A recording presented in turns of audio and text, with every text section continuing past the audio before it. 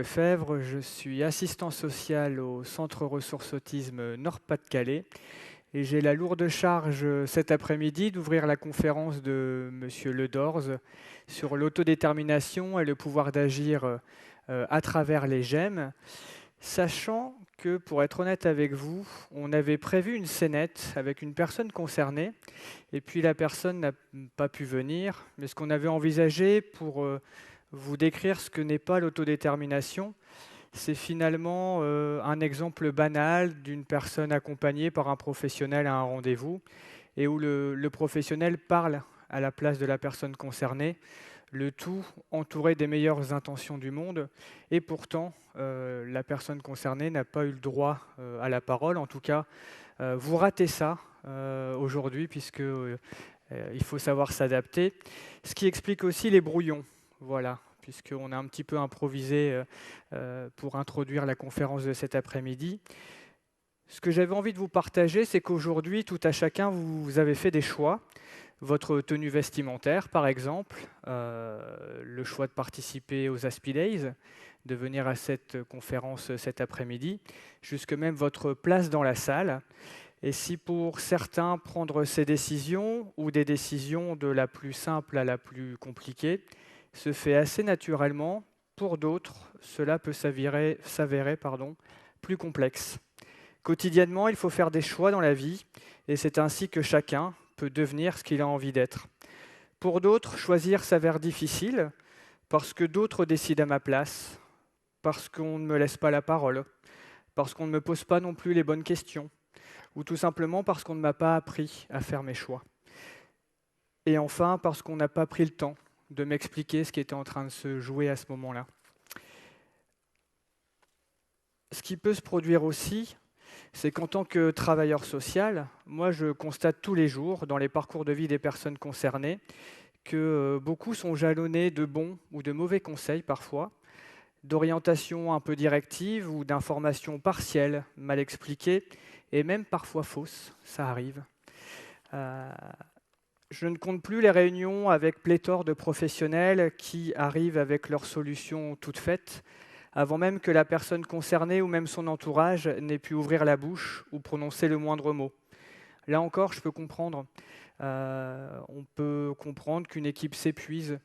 On peut entendre que l'accueil n'est plus du tout adapté, que les orientations, c'est un peu compliqué à comprendre ou à expliquer. Et puis, tout le monde est pressé et tout prend énormément de temps. Évidemment, en tant qu'assistant social, j'ai en tête toutes les démarches administratives qui sont quand même parfois laborieuses. Et pour autant, on peut quand même réfléchir autrement et prendre un petit peu le temps de réfléchir à l'accompagnement des personnes pour qu'elles puissent aussi prendre leurs propres décisions. J'ai une affection toute particulière avec les gemmes, je vous partage ça, parce qu'il y a une dizaine d'années, c'était le sujet d'un écrit sur table quand j'ai passé mon diplôme. Et je vous avoue que ce jour-là, la pression était importante et ça a été une vraie découverte. Puis après, dans ma carrière, j'ai découvert des gemmes pour des personnes en situation de handicap mental, de handicap psychique. Et puis plus récemment, des gemmes pour des personnes avec autisme se sont ouverts. Et je trouve que s'il y a un lieu qui vient bousculer les postures, qui vient un peu bousculer les représentations de l'accompagnement des personnes, eh ben, ce sont bien les gemmes. Merci. Merci Adrien et bravo pour avoir affronté tout de même les imprévus avec une grande autodétermination, si je peux dire ça comme ça. Bravo à toi. Dans quelques instants, plus précisément dans 2 minutes 27 d'après mes projections, Gaël Ledorz va prendre la parole dans le grand amphi d'un palais des congrès. Comment en est-il arrivé là, ou plutôt comment en est-il arrivé ici ? Mutique complet jusqu'à ses 3 ans, Gaël Ledorz se met finalement à parler avec ses camarades de classe. Suivra un long parcours scolaire où ses résultats brillants dans certaines disciplines ne lui épargneront pas, voire lui vaudront, un quotidien scolaire particulier, semé de moqueries, de harcèlement, sans véritables amis. Et pourtant, Gaël Ledorz n'en démord pas. Il veut aller vers les autres et même les aider s'il le peut. Mais qu'ils sont difficiles à comprendre. Sortant de l'adolescence, il ne renonce pas à la compagnie des autres, poursuit ses études, obtient une licence d'histoire et choisit un métier de communication par excellence. Il devient enseignant et exerce en collège pendant 4 ans. Il aime ses élèves, apprécie ses collègues, mais qu'ils sont difficiles à comprendre. Mars 2016, le mystère s'éclaircit. Le diagnostic est posé, il est Asperger.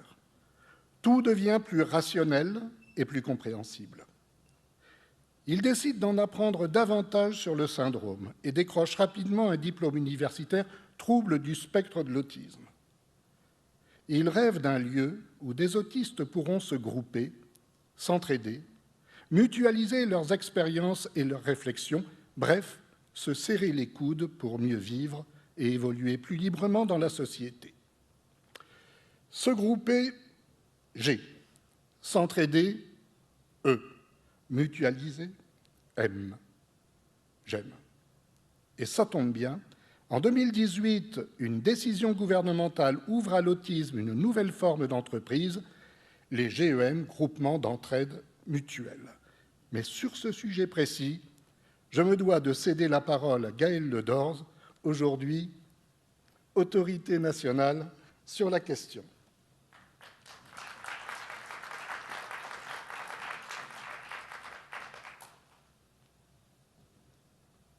Merci.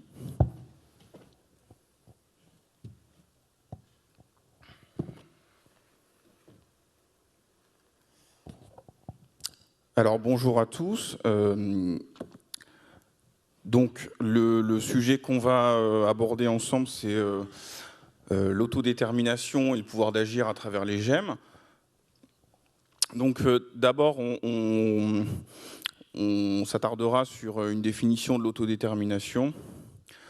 Ensuite, on verra la théorie de l'autodétermination, donc qui permet de la favoriser. Les questions d'empowerment et de pouvoir d'agir. Ensuite, la spécificité de l'empowerment en santé mentale, la pérédance, les GEM, et finalement, comment est-ce que les GEM vont favoriser l'autodétermination et le pouvoir d'agir. Alors, l'autodétermination, le concept d'autodétermination a été défini par Wehmeyer et Sand en 1996, et ça désigne les habiletés et attitudes requises pour une personne lui permettant d'agir directement sur sa vie en effectuant librement des choix non influencés par des agents externes indus. Donc, comme il avait été précisé dans l'introduction, donc la capacité pour une personne d'exprimer des choix sans qu'ils soient contraints par les autres. Alors, ça regroupe quatre caractéristiques, pardon. L'autonomie behaviorale, voilà, excusez-moi, comportementale, quoi, si on veut. Donc c'est le concept comportemental de l'autonomie, ce qui est différent de la question de l'autonomie dans la vie quotidienne. Hein. Donc c'est-à-dire la capacité d'une personne à décider, à mettre en œuvre ses décisions et satisfaire ses besoins particuliers sans suggestion à autrui. On parle donc de comportement autodéterminé. Et la personne agit en fonction de ses intérêts, ses préférences et ses aptitudes. La deuxième caractéristique, c'est l'autorégulation. Alors tout ça, ça vous avait déjà été présenté hier sur la table ronde où j'étais avec Laetitia Durier, celle qui présentait ces caractéristiques-là. Donc l'autorégulation, c'est la capacité pour une personne de s'autoréguler. Hein. Donc, pour elle, l'identification des composants d'une situation, son évaluation, l'anticipation des conséquences et la mise en place de stratégies d'autogestion et la capacité à se fixer des buts, résoudre des problèmes. Donc, l'autorégulation, ça va nécessiter pas mal de flexibilité et des comportements adaptatifs. Ensuite, la troisième caractéristique, c'est l'empowerment psychologique, donc c'est-à-dire le développement d'une compréhension critique à l'égard de son contexte de vie, le sentiment d'exercer un contrôle sur les éléments de sa propre vie, d'avoir les habiletés nécessaires à l'accomplissement d'une tâche, et la capacité à anticiper la résultante d'une action potentielle. Et enfin, le dernier critère, c'est l'autoréalisation. Donc, tout ça, ça implique des éléments sous-jacents là, que j'ai listés ici, c'est-à-dire la capacité à faire des choix, à prendre des décisions, exprimer ses besoins, résoudre des problèmes, se fixer des buts à atteindre, s'auto-observer, s'auto-évaluer, anticiper ses résultats, la connaissance de soi et la confiance en soi. Ce qui sont du coup des éléments qui ne vont pas forcément être naturels pour des personnes autistes. En fonction des situations, on va pouvoir avoir des difficultés à compenser ces difficultés-là, quoi. Et donc la théorie de l'autodétermination, donc qui a été élaborée par Deci et Ryan, donc avant la définition précédente. Hein. Donc en fait, il s'agit d'une macro-théorie sur la motivation humaine. Donc c'est une réflexion sur qu'est-ce qui motive chaque être humain à s'autodéterminer. Et donc ils sont partis de besoins psychologiques fondamentaux. D'abord le sentiment de compétence. Alors ça veut dire en fait pour la personne, sa capacité à évaluer qu'elle est compétente dans un domaine, qu'elle est capable de réaliser certaines tâches, par exemple, le sentiment d'autonomie et le sentiment d'appartenance sociale. Donc on est en fait sur des éléments qui tournent autour de la conscience de soi et de ses propres compétences. Alors, pour pouvoir s'autodéterminer, on a deux types de motivations, les motivations intrinsèques et extrinsèques. Donc, intrinsèque, ça va être le plaisir personnel, l'autosatisfaction, par exemple. Et extrinsèque, c'est par différentes formes de régulation externe. Donc on a 4 types de régulation. On va avoir la contrainte, la menace et la récompense. La régulation introjectée, donc le sentiment de culpabilité. La régulation identifiée, donc c'est-à-dire la capacité à s'identifier aux autres. Et enfin, la régulation intégrée, donc c'est le recherche de sens, valorisation de soi-même, conscience de soi, et la capacité à agir en cohérence avec ses valeurs et son fonctionnement.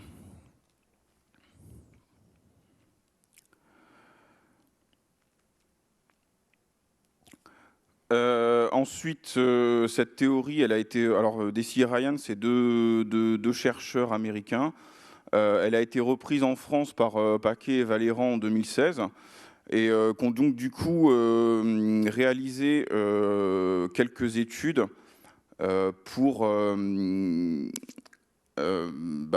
vérifier en fait la pertinence de cette théorie. Et donc ce qu'ils avaient découvert en premier lieu, c'est que du coup l'environnement, il a un rôle fondamental comme déterminant à la motivation.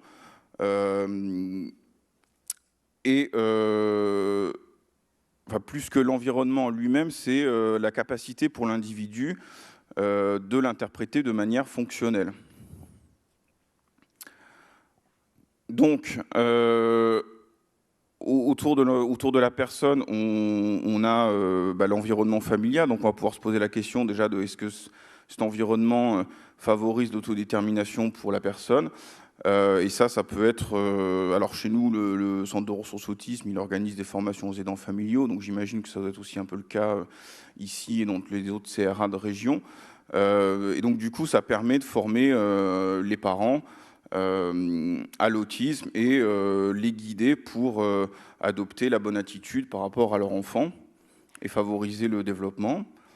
Ensuite, dans l'environnement de la personne autiste, on va aussi avoir la prise en charge médico-sociale, donc plus ou moins adaptée. Donc c'est pareil, ça dépendra aussi beaucoup de la capacité des structures à respecter les recommandations de bonne pratique.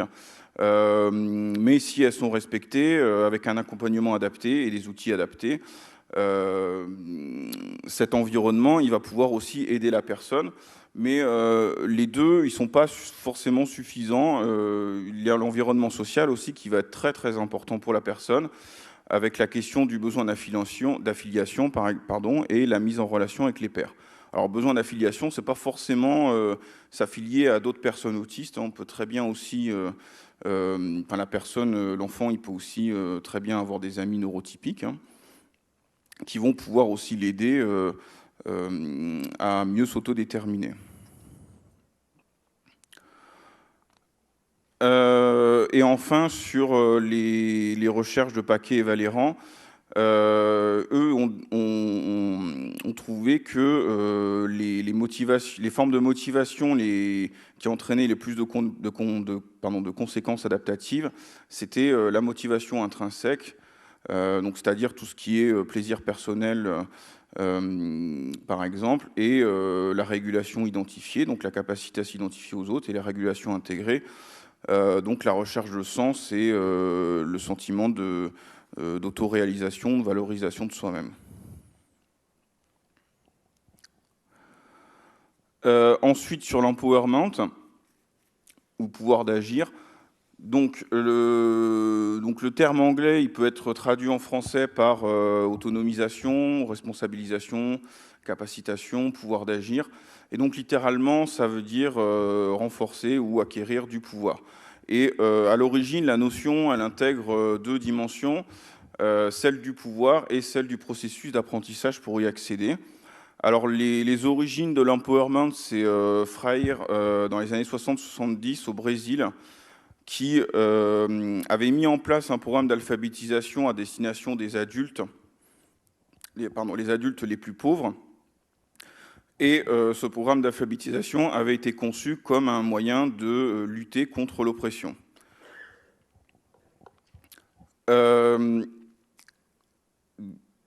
Donc, du coup, les origines de l'empowerment sont là.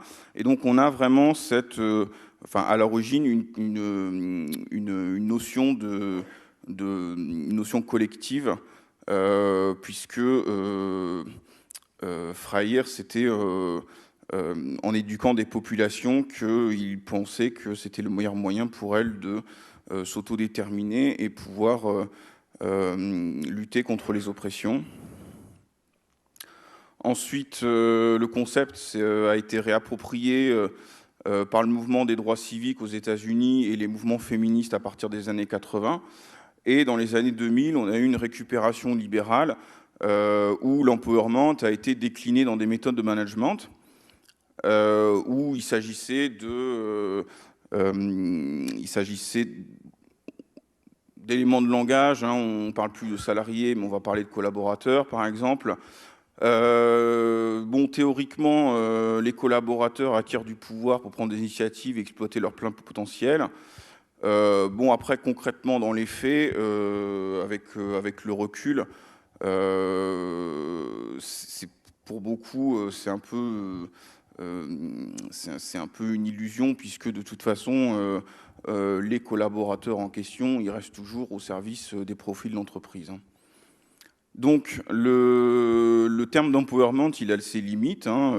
Aujourd'hui, c'est très à la mode, mais comme on vient de le voir, il a été assez instrumentalisé dans les années 2000.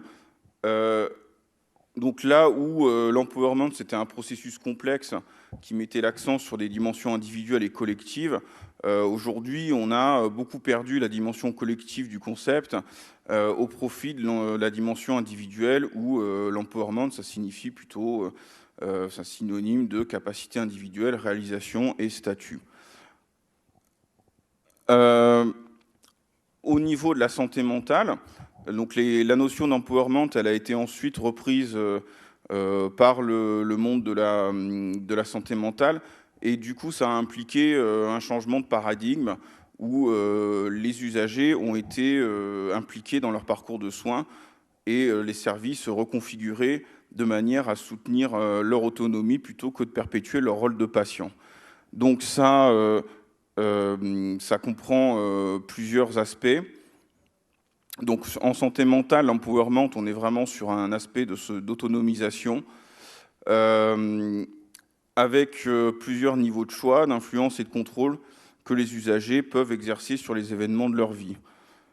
Donc pour ça, ils disposent de plusieurs moyens.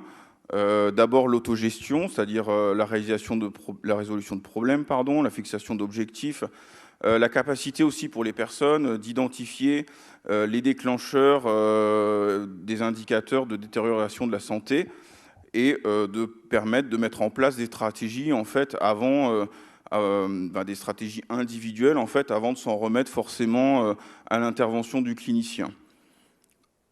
Donc, ça implique le développement d'une approche structurée par l'expérience personnelle et la création des GEM il y a 10-15 ans et donc ce regroupement d'usagers, ça a permis aussi de pouvoir structurer sa propre expérience individuelle avec celle des autres, donc enrichir cette expérience des autres. Donc les moyens, c'est le soutien par les pairs, comme je l'ai illustré avec les GEM. C'est aussi la psychoéducation, donc la connaissance de son trouble psychique ici, pour mieux pouvoir aussi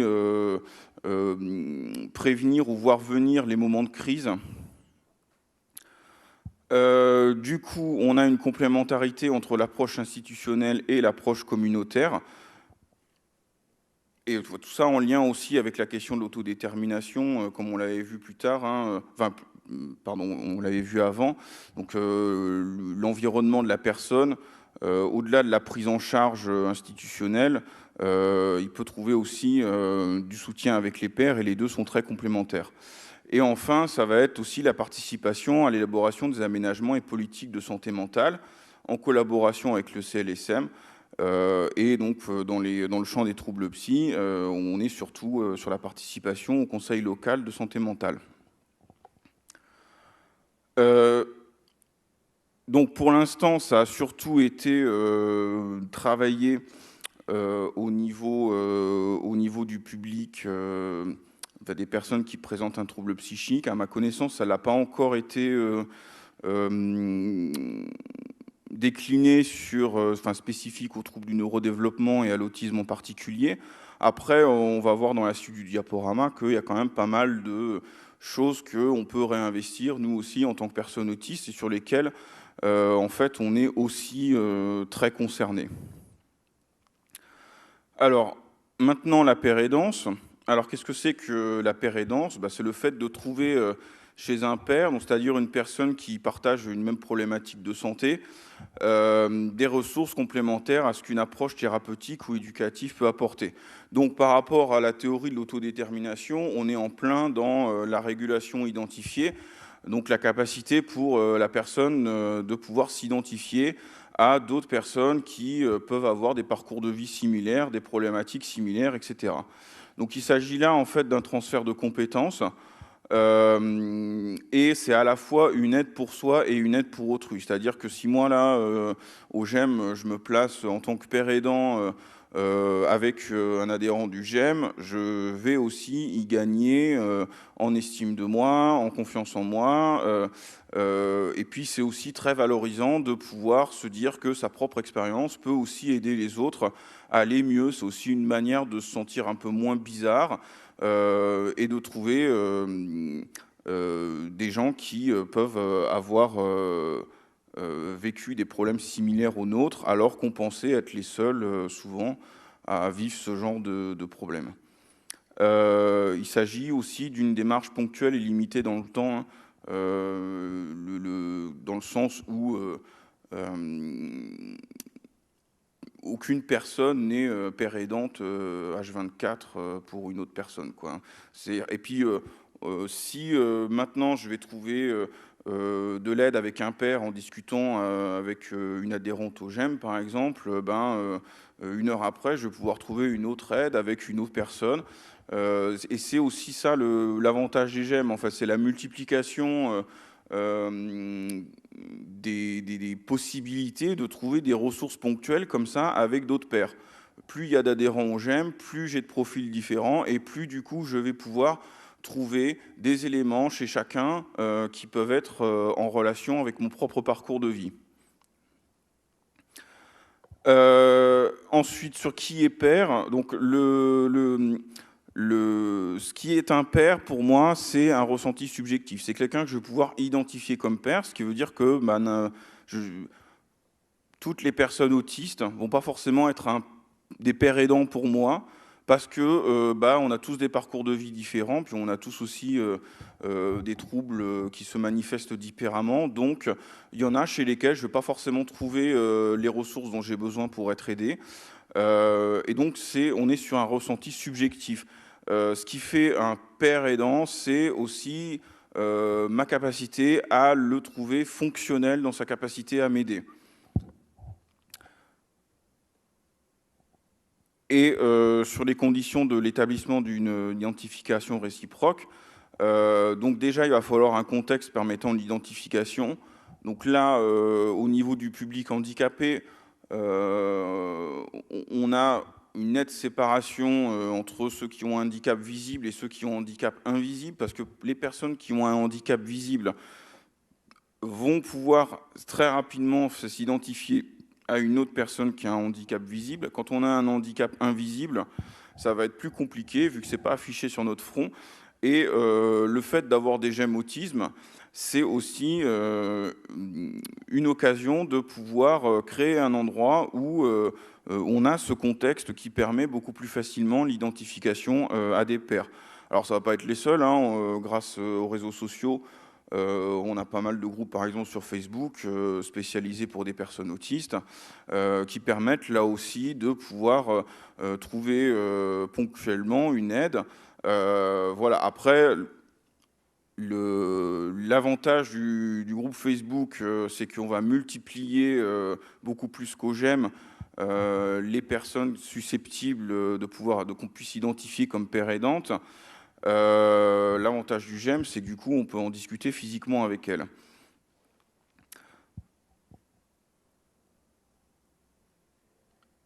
Donc voilà, être père, ça repose à la fois sur la connaissance de sa propre expérience et sur la reconnaissance de la proximité expérientielle avec autrui. Alors, qu'est-ce que ça apporte d'être en relation avec son père? J'ai déjà parlé de ce que ça peut apporter si moi je me place en tant que père aidant, mais pour le père aidé, ça va être l'occasion de bénéficier de savoirs expérientiels qui sont différents du sien. C'est aussi une manière d'avoir de l'espoir, rencontrer une personne qui est plus avancée dans ses projets, c'est mieux réalisé que soi, ça peut aussi donner espoir que soi-même on peut y arriver. Donc c'est vachement important. Ça permet de bénéficier du soutien. C'est aussi le sentiment d'être compris. Il y a une compréhension mutuelle qui s'installe généralement entre deux personnes autistes. Alors pas forcément, puisque les parcours de vie sont aussi très différents. Mais la plupart du temps, ce sentiment d'être compris, il est là, quoi. Ensuite, ça peut apporter un sentiment d'appartenance. Un sentiment d'appartenance à une communauté de personnes, en fait, une capacité à s'identifier. La paire aidant, ça permet aussi l'élaboration de pensées originales. Ça permet aussi alors, surtout là, avec des personnes autistes qui ont plus de 30 ans aujourd'hui, qui n'ont pas été diagnostiquées étant enfants, qui n'ont pas bénéficié de prise en charge adaptée. Généralement, ces personnes ont aussi mis en place des stratégies de manière assez empirique et assez originale par rapport à ce que peuvent proposer certains accompagnements. Donc on peut aussi bénéficier de ça et ça peut aussi enrichir les approches, les approches par rapport à différentes problématiques. Et enfin, ça permet d'être intégré à un réseau. Alors, pour la paire aidance, comme je l'ai déjà plus ou moins évoqué, en fait, on peut avoir plusieurs niveaux en étant père aidant. Un niveau assez informel où pendant une activité, pendant un contexte de socialisation, lors d'une discussion, peut émerger comme ça de la paire aidance, on se donne des conseils, c'est très informel, mais pour beaucoup de personnes, c'est aussi... le fait d'être en lien avec des pairs, ça a fait naître chez eux des vocations à devenir père aidant professionnel. Et donc là, on on passe à un niveau au-dessus, en fait, où là, du coup, c'est pas juste se refiler des conseils comme ça autour d'une table, c'est aussi professionnaliser en fait son approche en tant que père aidant. Et donc du coup, ce qui va faire les prérequis pour être un père accompagnant pertinent, ça va être le vécu expérientiel de la maladie ou du handicap, la capacité de la personne à avoir trouvé des solutions pour faire face à leurs difficultés et être arrivé à mettre en œuvre un certain nombre de leurs projets.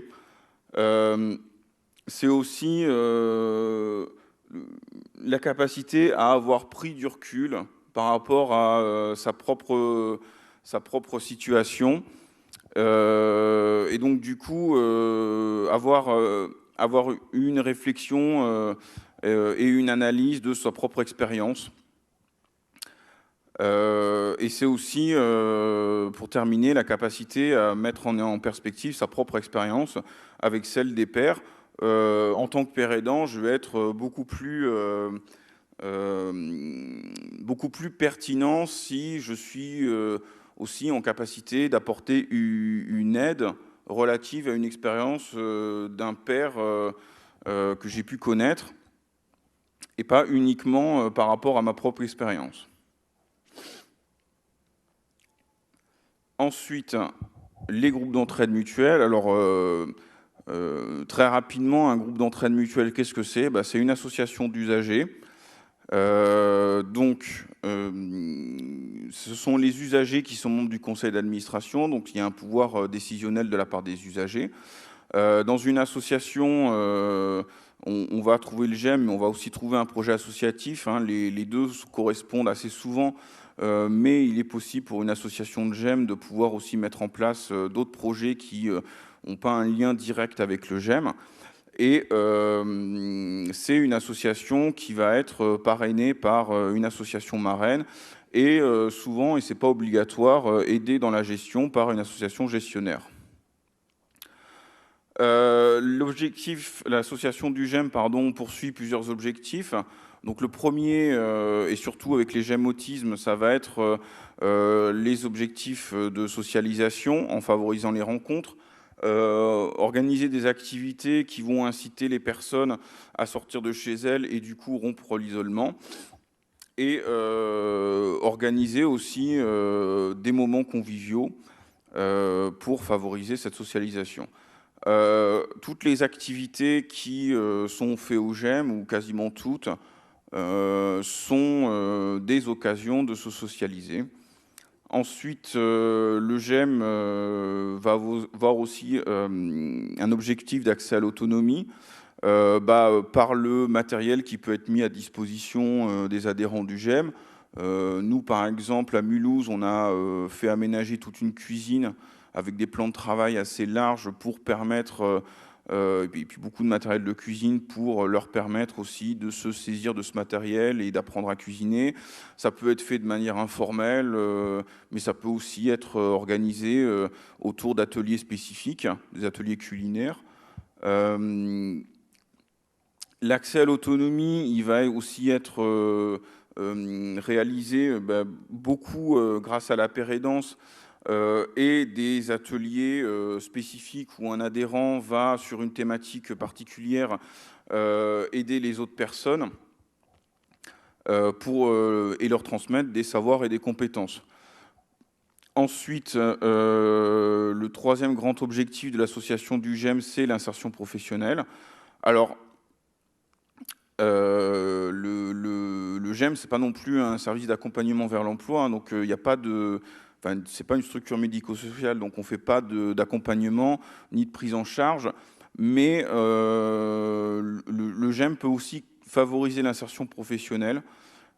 Déjà, par rapport aux compétences socio-professionnelles, si déjà toutes les activités qui sont faites favorisent la socialisation, ça va permettre aux personnes de développer des compétences en communication avec les autres adhérents, et ces compétences-là peuvent ensuite être réinvesties dans le monde de l'entreprise.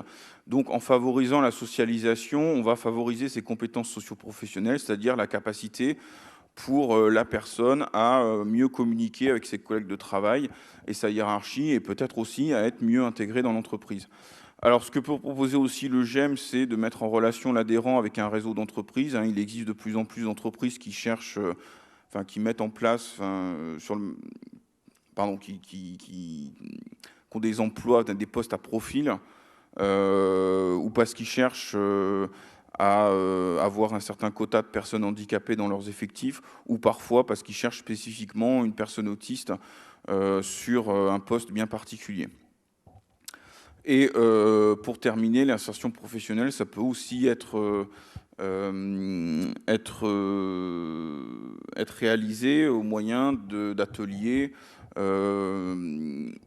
où là aussi on aura beaucoup de pairs aidants. Ça peut être des ateliers par exemple pour aider à la rédaction d'un CV, d'une lettre de motivation, ou alors organiser des jeux de rôle pour simuler un entretien d'embauche par exemple.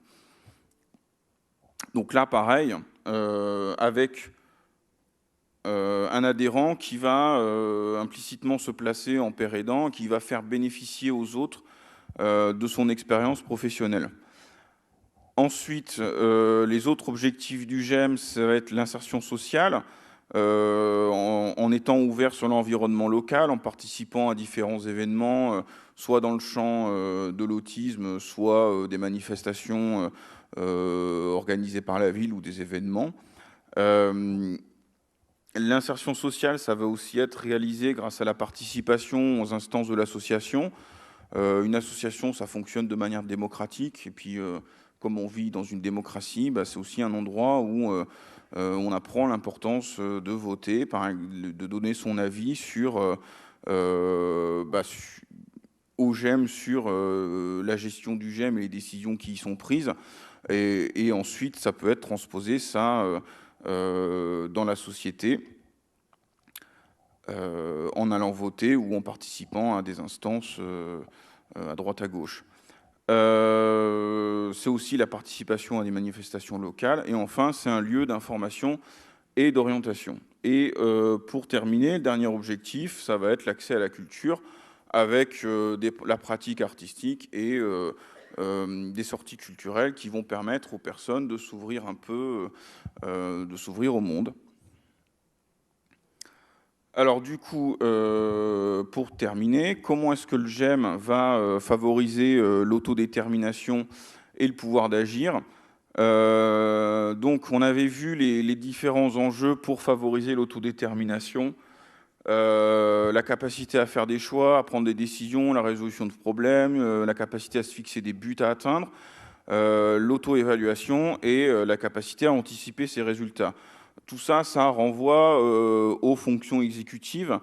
Donc pour rappel, les fonctions exécutives, c'est l'activation, donc la capacité à se mettre à une tâche, la mémoire à court terme, la flexibilité, l'abstraction ou la capacité à se projeter, l'inhibition et l'organisation et la planification.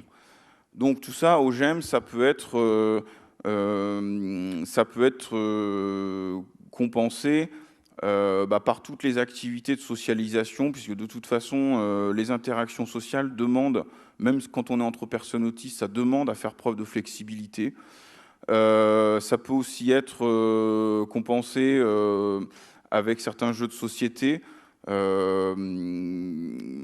y a beaucoup de jeux de société où, quand on y joue, il faut planifier, organiser une stratégie dès le départ, s'adapter à ce que font les autres joueurs et donc du coup faire preuve de flexibilité, réorganiser sa stratégie pour pouvoir la mener à terme et envisager de gagner la partie.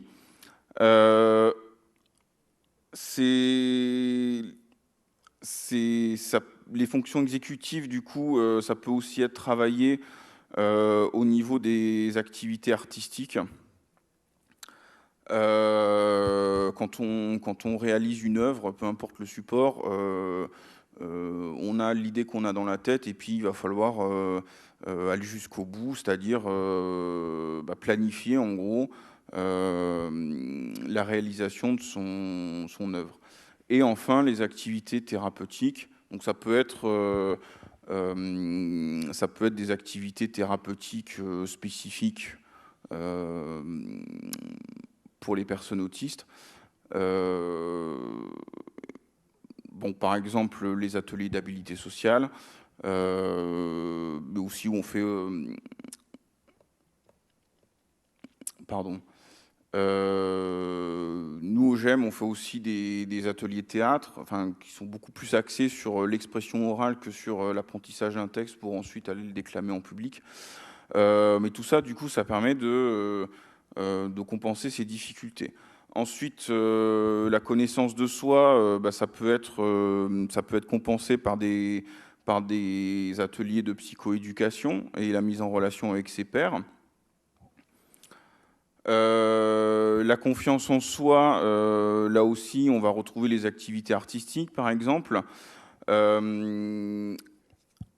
Et comme beaucoup de personnes autistes présentent des troubles associés du type anxiété, dépression, ça peut aussi faire l'objet, le GEM peut être aussi un lieu où on va être orienté pour une prise en charge adaptée.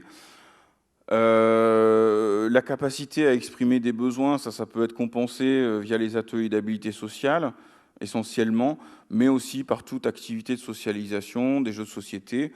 Et comme je le disais tout à l'heure, la capacité à s'identifier à des pairs, elle va être favorisée par le nombre d'adhérents du GEM. Plus les adhérents du GEM sont nombreux, meilleure va être la capacité à trouver un pair auquel on va s'identifier, puisqu'on a tous des parcours de vie assez différents et des troubles qui se manifestent aussi différemment d'une personne à une autre. Enfin, sur les moyens pour favoriser l'empowerment en santé mentale. Donc, je vous avais dit tout à l'heure, c'était vraiment spécifique au champ de la santé mentale, mais on peut aussi, ça peut aussi être transposé dans le champ des troubles neurodéveloppementaux et de l'autisme en particulier. Sur la question de l'autogestion, on est vraiment sur des problématiques liées à des maladies psychiques. Mais ce serait une erreur de considérer qu'on n'est pas concerné, puisque l'immense majorité d'entre nous présentent des troubles anxieux ou des troubles dépressifs en plus de leur autisme. Et parfois aussi d'autres troubles psychiques plus graves, on va dire, comme la schizophrénie, la bipolarité. On peut très bien cumuler, par exemple, autisme et schizophrénie. L'approche structurée par l'expérience personnelle au GEM, elle va aussi être enrichie par l'expérience des pairs. Le soutien par les pairs, il peut être mis en œuvre de manière informelle, mais aussi faire l'objet d'ateliers et d'activités très axés sur la pérédance, qui vont être organisés au GEM. Donc la psychoéducation, je l'ai évoqué aussi juste avant. La complémentarité entre l'approche institutionnelle et l'approche communautaire, là, comme pour le public, le trouble psychique, de toute façon, le GEM, ça reste le lieu d'excellence pour favoriser cette approche communautaire. Et au niveau de la participation à l'élaboration des aménagements et politiques de santé mentale, les GEM peuvent aussi participer au CLSM, mais pas que. C'est aussi la participation au comité d'orientation stratégique du CRA, aux commissions des MDPH, etc. etc. Ensuite, au niveau de la vie du GEM, en fait, on va se retrouver avec 3 sortes d'adhérents, que je vais lister ici de manière assez caricaturale, mais je pense que ça reflète pas mal la réalité. On va avoir beaucoup d'adhérents qui viennent au GEM juste en consommateur. Donc l'enjeu, ça va être la fréquentation régulière. Plus ils viennent au GEM et plus ils auront l'occasion de communiquer avec les autres et donc du coup de gagner en compétences à ce niveau-là. Et les bénéfices pour la personne, c'est tout ce qu'on a vu jusque-là sur les diapos. Ensuite, on va avoir les adhérents qui sont plutôt des acteurs de la vie du GEM. Donc, sans être forcément membre du conseil d'administration, ça va être l'implication de la personne à l'élaboration et la mise en œuvre du programme d'activité. où du coup, là, on va aussi retrouver tous les bénéfices qu'on a évoqués précédemment, mais avec des aspects en plus. La possibilité de participer à des réunions d'équipe, la compensation de difficultés sur l'organisation et la planification, la mise en place de projets, la gestion d'un budget pour une activité. Ça va être aussi, pour certains, l'animation même de l'activité. Et ça peut aussi être juste être identifié comme la personne qui va faire l'accueil ou ouvrir une permanence dans les locaux. Donc là, on est aussi sur des choses qui vont être qui spécifiquement vont être aussi très bénéfiques en termes d'insertion professionnelle. Et enfin, dernier niveau d'implication, ça va être les décideurs, c'est-à-dire ceux qui sont membres du conseil d'administration, où là, du coup, on va aussi avoir les budgets, les réunions d'équipe, les projets, mais aussi, plus généralement, le fonctionnement de l'association, devoir aussi voter et donner son avis sur les différentes orientations qui sont prises. C'est aussi rendre des comptes, puisque l'administrateur qui gère un projet, quand il doit en rendre compte devant le conseil d'administration, et c'est aussi une manière d'acquérir des responsabilités. Et voilà, j'ai terminé pour la présentation. Merci.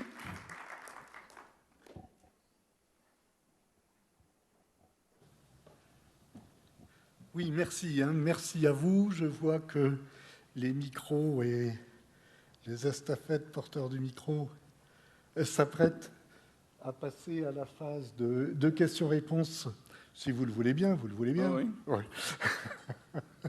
Alors, signalez-vous, s'il vous plaît, si vous avez des questions. Monsieur a une question. Corinne, tu vas, monsieur, devant toi.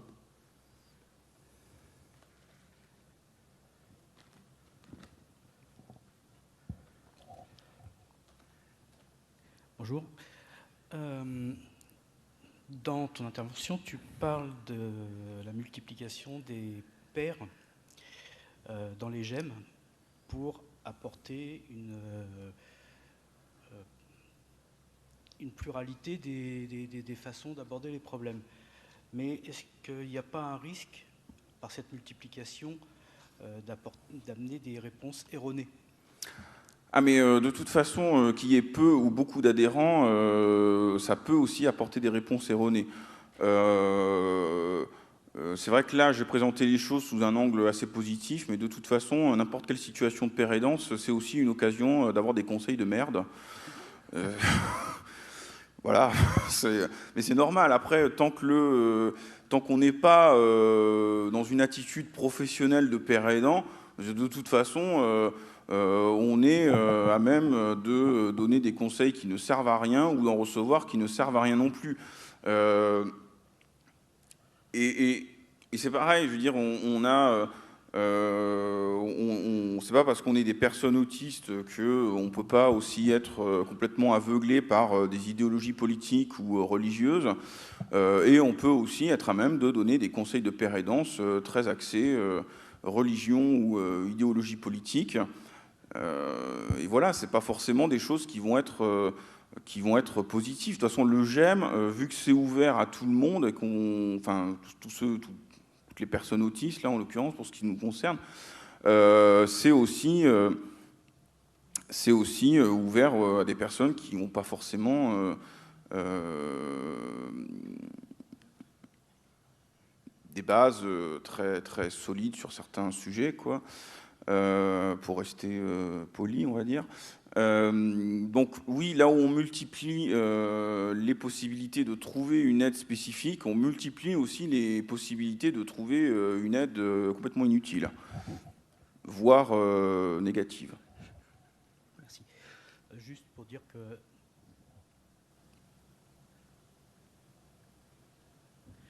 Merci. Et juste pour dire qu'effectivement, enfin nous, dans notre GEM, la réponse, elle peut être erronée, mais on n'est pas là pour être dans la critique, en fait. On est là pour essayer de voir apporter une réponse plus juste. Mais bon, voilà. Ouais, mais après, c'est toujours pareil aussi. C'est une question de recul par rapport à soi. Et un recul que va pas forcément avoir un jeune, par exemple. C'est-à-dire que toi et moi, à notre âge, on est aussi plus facilement en capacité de prendre du recul sur notre propre expérience, mais c'est le moins le cas pour des jeunes. Mais après, de toute façon, le j'aime, c'est bien, mais c'est vrai que ça a aussi ses limites à certains endroits, mais en même temps, bon, les aspects positifs sont quand même beaucoup plus nombreux que les aspects négatifs, donc on ne va pas non plus se limiter. Voilà. Merci. Autre question? Non pour le moment. Je vais peut-être en profiter pour glisser une question moi-même, si vous me le permettez. Une question peut-être un peu personnelle, Monsieur Le Dorz. Votre parcours suggère quand même une suite de choix qu'on peut estimer réussis, je crois. Par exemple, votre choix de poursuivre des études, votre choix d'orientation de ces études, votre choix de devenir enseignant. Avez-vous le sentiment que vous avez vous-même évolué au cours des années dans la prise de décision, dans la prise d'initiative? Et si oui, quelles ont été, selon vous, les grandes étapes? Oui, évidemment. Après, j'ai aussi beaucoup évolué parce que j'ai fait des mauvais choix.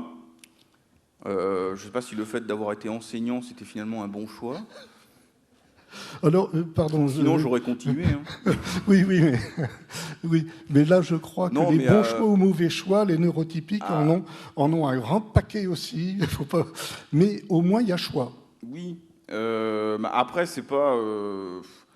moi, je suis pas dans une vision manichéenne des choses. Est-ce que c'est bien, est-ce que c'est mal? Bon, mon expérience d'enseignant, il y avait des aspects très négatifs qui ont conduit à ce que j'arrête, mais il y en avait aussi beaucoup des positifs. Puis toute expérience que j'ai pu faire, c'était des aspects positifs, des aspects négatifs. Hein. La poursuite de mes études, par exemple, ça en était un aussi. Hein. Après ma licence d'histoire, j'ai fait un master en communication. Je suis ressorti de là, j'étais au 36e dessous, quoi. Au bout du compte, quand même, la communication, oui, ce qui vous a mené tout de même ici, finalement, devant un public. D'autres questions? Oui, monsieur?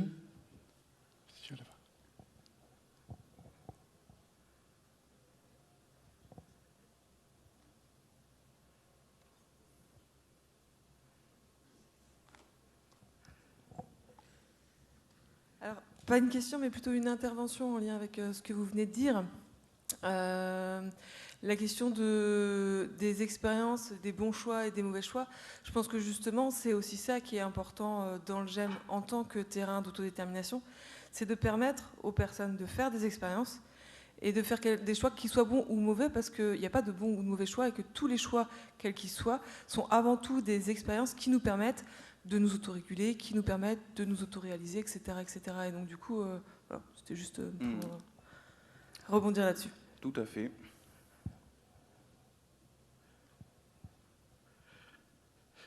Oui, tout à fait. Vous avez raison. L'essentiel, c'est qu'il y ait décision.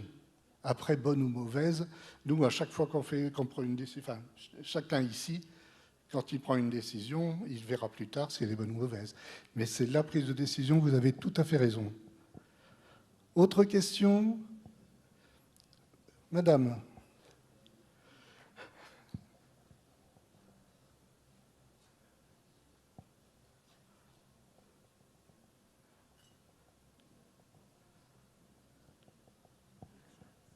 Bonjour.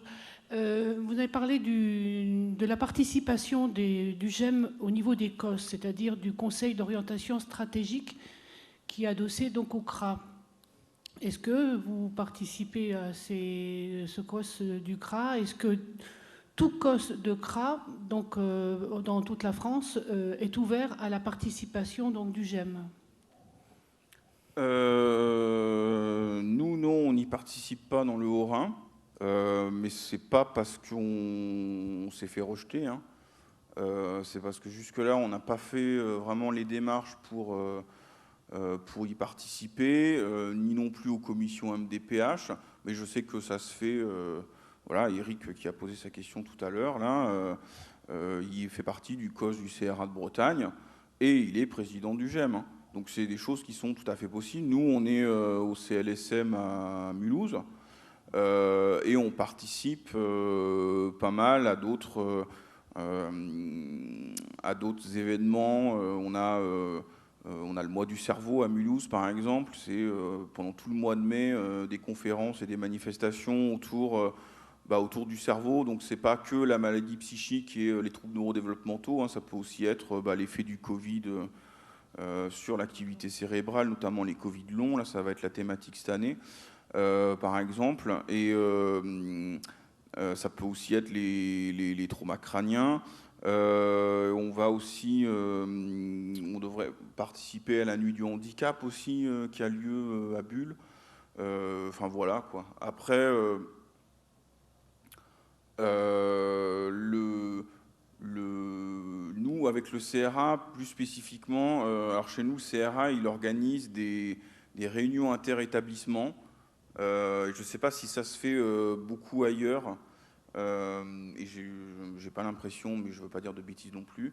Et en fait, c'est des réunions où le CRA regroupe tous les acteurs en fait, du médico-social concernés par l'autisme. Donc ça va être évidemment des structures médico-sociales, mais aussi des associations de parents. Et le GEM, depuis qu'on a créé le GEM, on est dans ces réunions inter-établissements. Et depuis très peu, ils ont créé une deuxième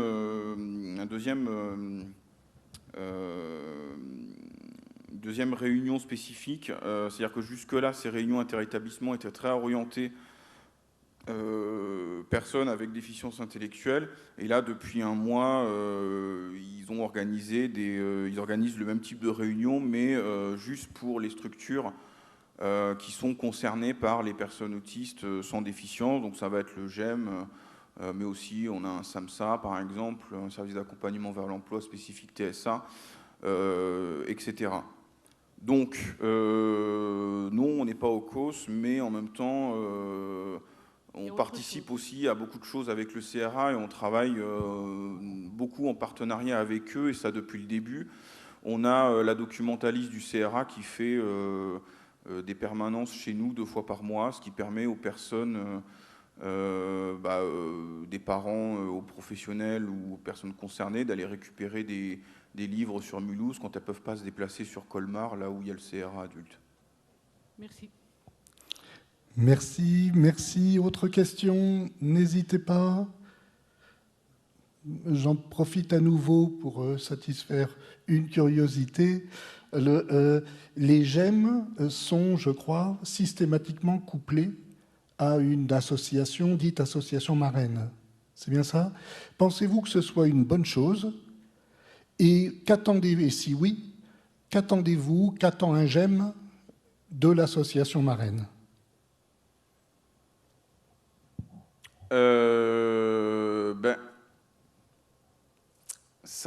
Il y a des situations, hein, il n'y a pas de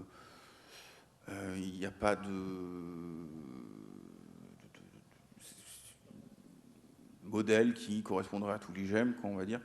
Nous, notre association marraine, c'est un gestionnaire de SMS, donc c'est l'association Marguerite Sinclair, qui est un gestionnaire de SMS spécifique au Haut-Rhin, donc c'est normal que vous ne connaissiez pas. Bon, c'est pas non plus une petite... dans le département, ils ont quand même, je crois, 250 salariés, donc c'est pas non plus tout petit, hein.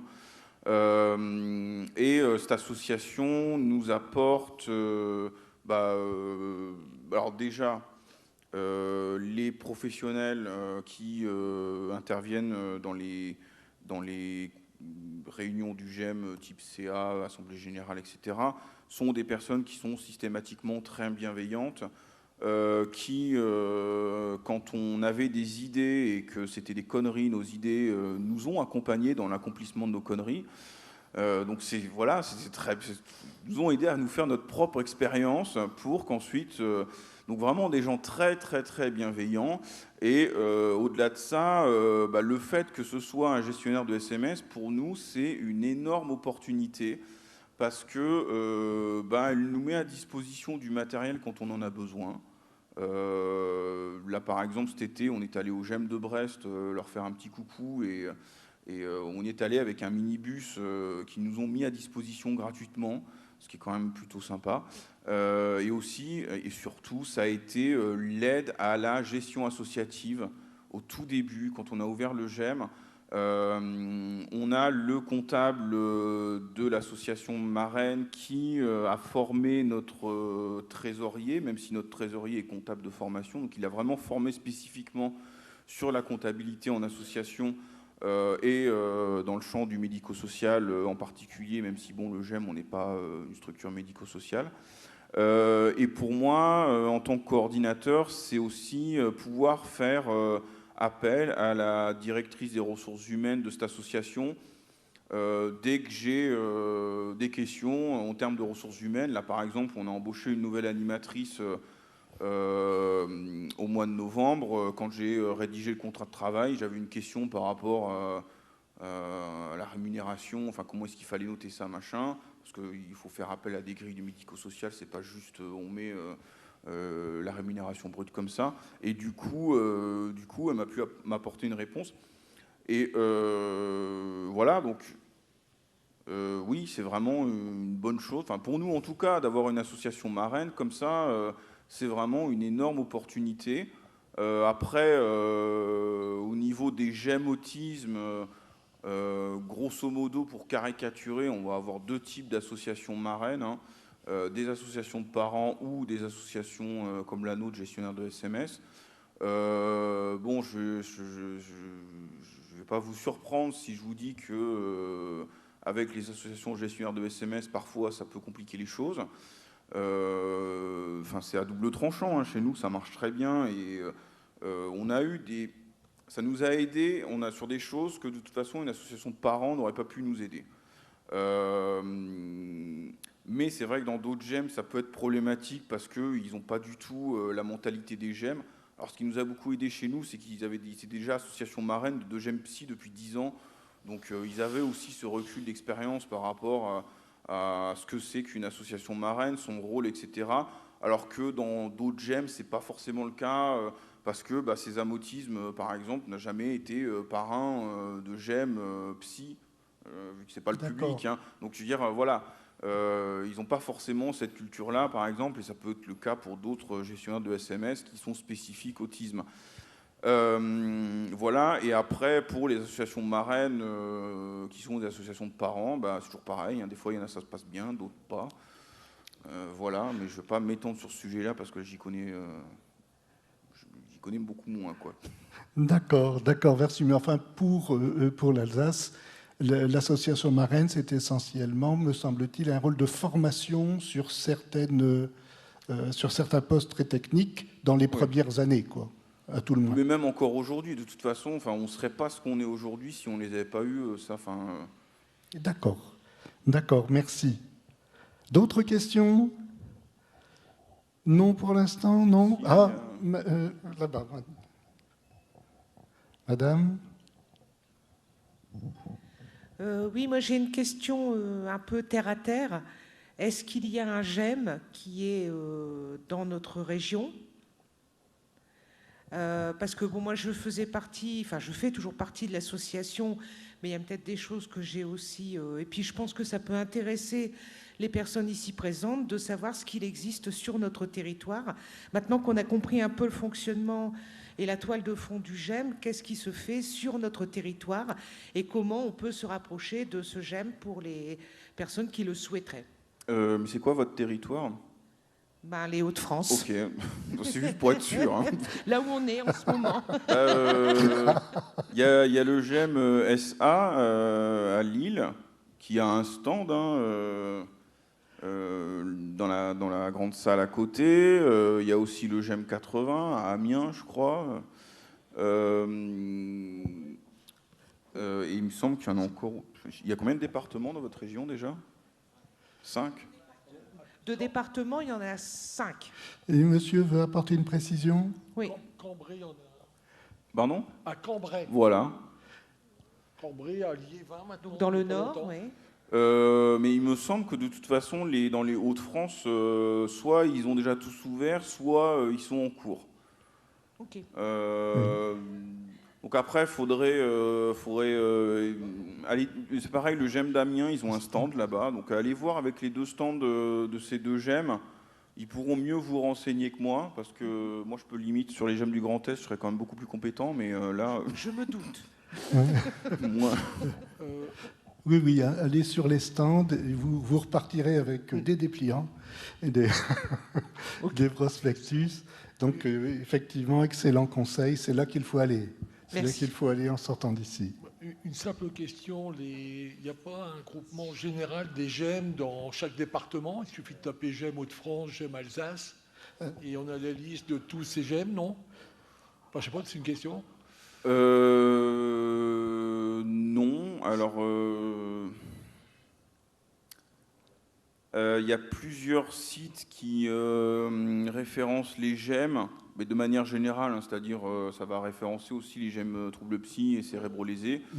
Parfois, on peut trouver l'information sur le site de l'ARS, mais ça dépend des ARS.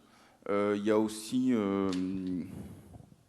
le ministère de la Santé et des Solidarités, c'est pas indiqué? Il y a Autisme Info Service aussi qui a fait une liste des GEM autisme.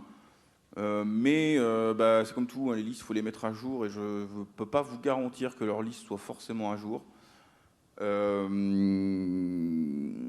Et il y a aussi, j'ai perdu le nom par contre, il y a aussi, on peut aussi trouver sur un autre site internet un référencement de tous les GEM sur le territoire, GEM psy, cérébro-lésé et autisme pour le coup.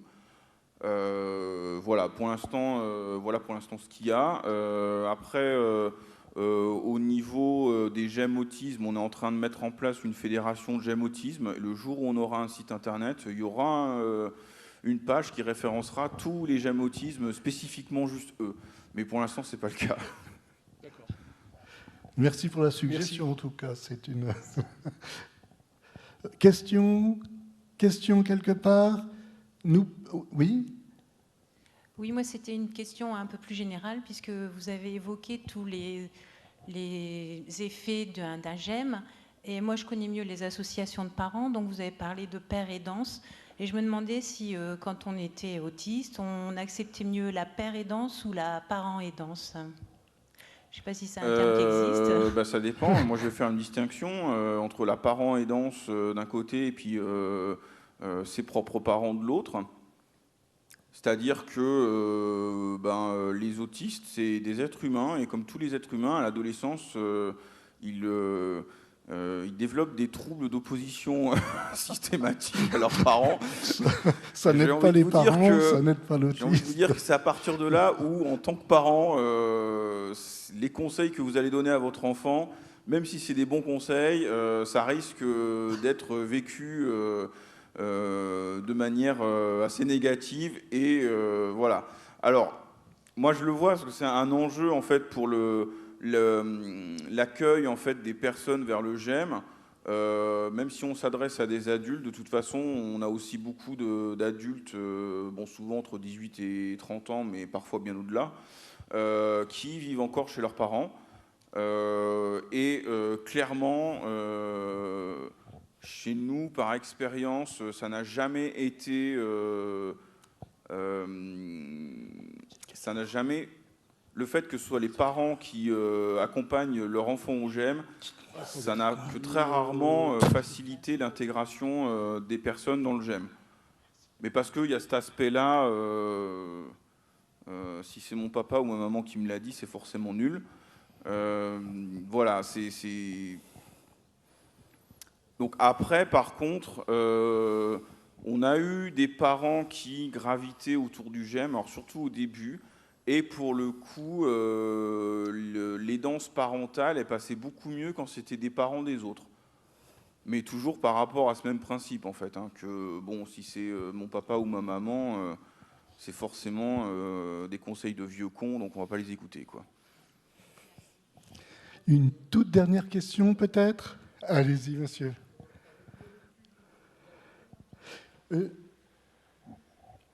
C'est bon.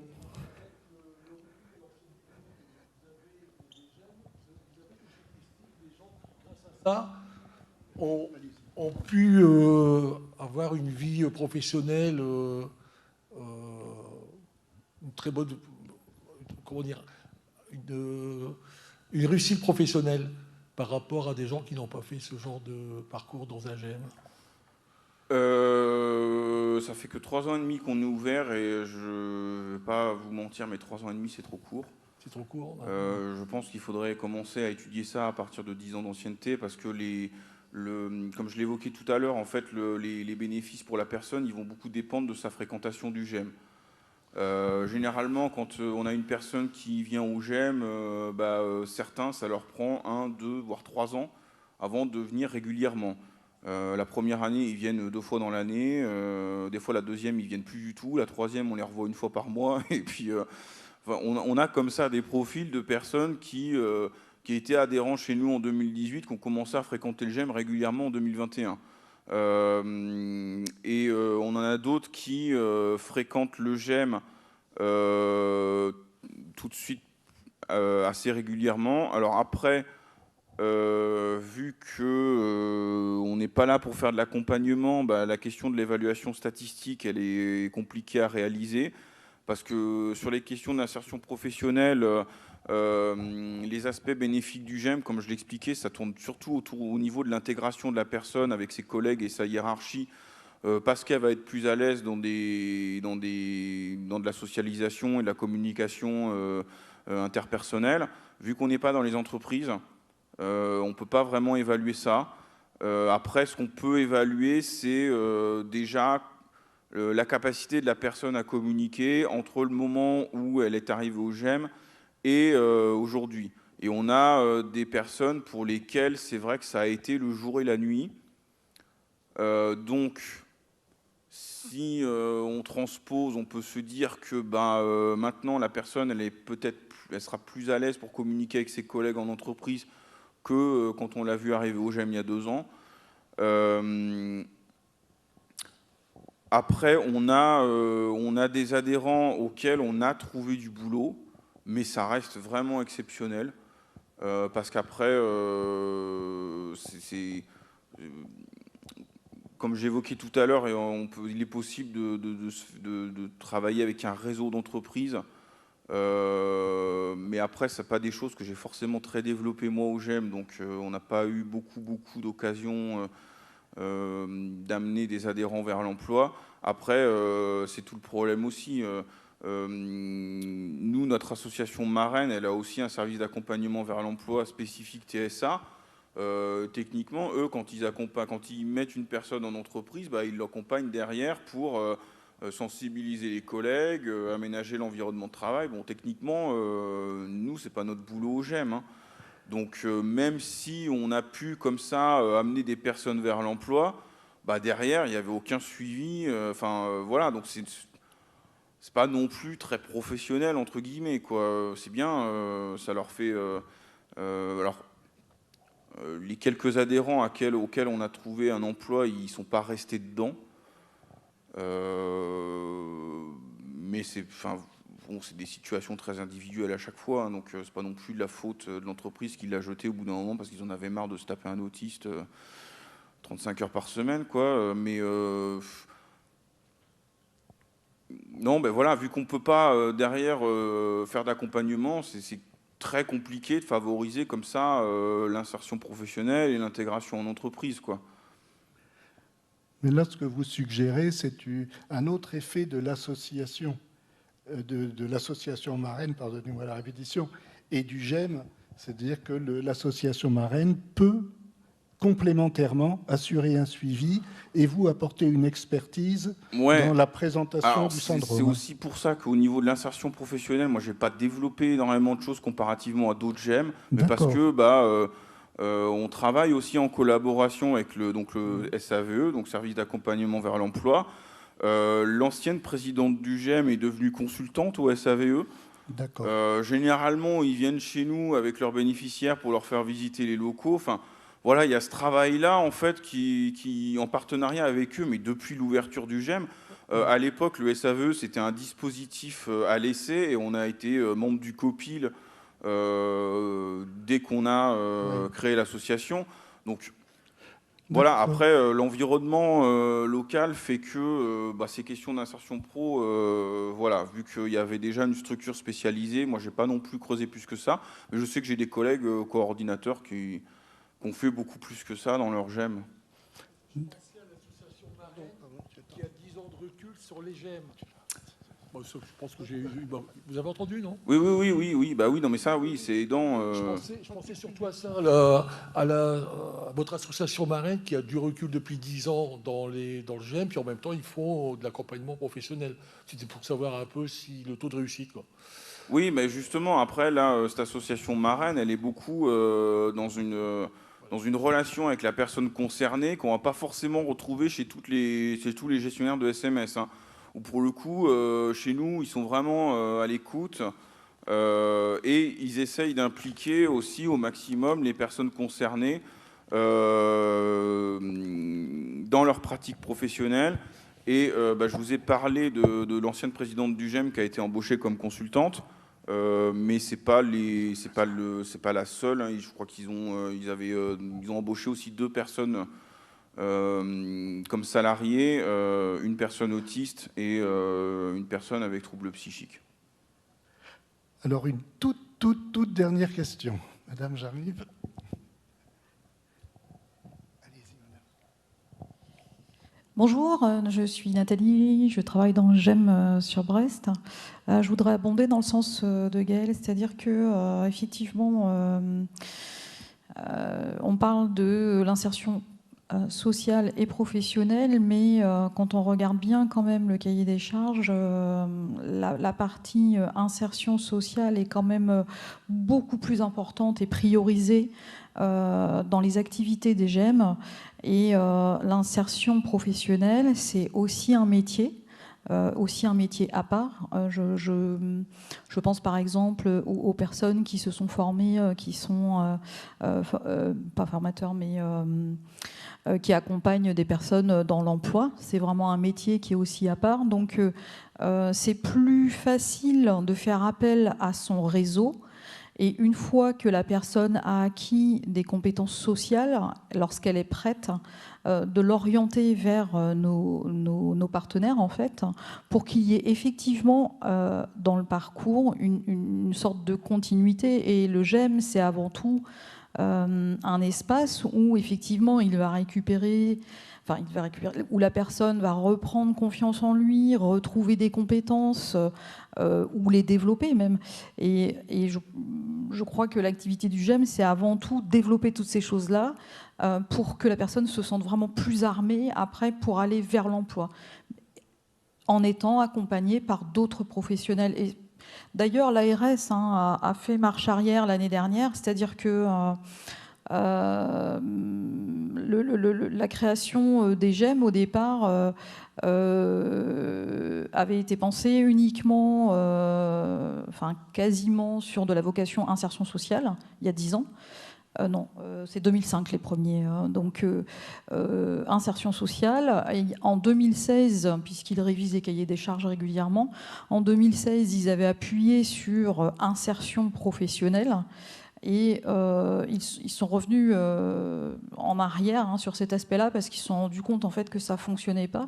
Alors bien sûr, vous trouverez toujours des GEM qui sont à la marge et qui effectivement proposent des ateliers d'insertion professionnelle. Il y en a qui ont intégré cette deuxième activité au sein même de leur GEM. Mais dans ces cas-là, il y a eu aussi un développement au niveau des locaux, au niveau de la structure, au niveau du personnel. Il a fallu faire appel à différentes personnes et pouvoir trouver différents lieux pour développer cette deuxième activité, en fait. Et voilà, les genres, j'ai envie de dire, n'ont pas été mélangés, même si, bien évidemment, l'insertion professionnelle ne va pas sans l'insertion sociale. Mais la priorité, encore une fois, pour moi, je pense que c'est avant tout quand même... c'est dit dans le cahier des charges, on est quand même bien sur un travail de réhabilitation sociale. Après, il ne faut quand même pas oublier que c'est un budget quand même très restreint, le GEM. Concrètement, on embauche 1, 2, voire 3 salariés grand maximum. Et que avec des moyens aussi limités, on fait ce qu'on peut, quoi. Donc moi personnellement, en tant que coordinateur, c'est vrai que ça a plutôt été un choix de pas trop explorer cette question d'insertion professionnelle parce qu'il y a le SAVE à Mulhouse. Et donc du coup de mettre plus l'accent sur le côté socialisation, accès à l'autonomie et thérapeutique en général, quoi. Mais c'est mon choix. Après, voilà, moi je le justifie au niveau de mon environnement local.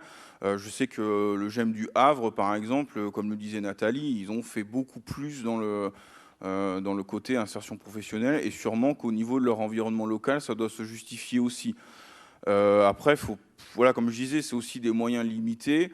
Nous, à Mulhouse, on est 2 salariés, on a 85 adhérents. L'accompagnement vers l'emploi, ça demande des moyens humains de dingue.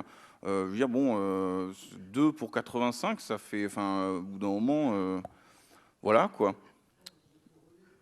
Oui, mais c'est ça, plus un relais. On a une agence d'intérim, Up Intérim, qui est d'ailleurs présente en Bretagne, qui est agence d'intérim spécifique pour des personnes handicapées, qui du coup, voilà, moi je suis allé les voir au mois de décembre, je trouvais ça génial, parce que du coup, le GEM peut servir de relais, comme ça, diffuser leurs annonces, alors que les personnes ne vont pas forcément avoir l'automatisme d'aller sur le site internet, voir les annonces. Voilà, moi je vois plus le GEM comme ça.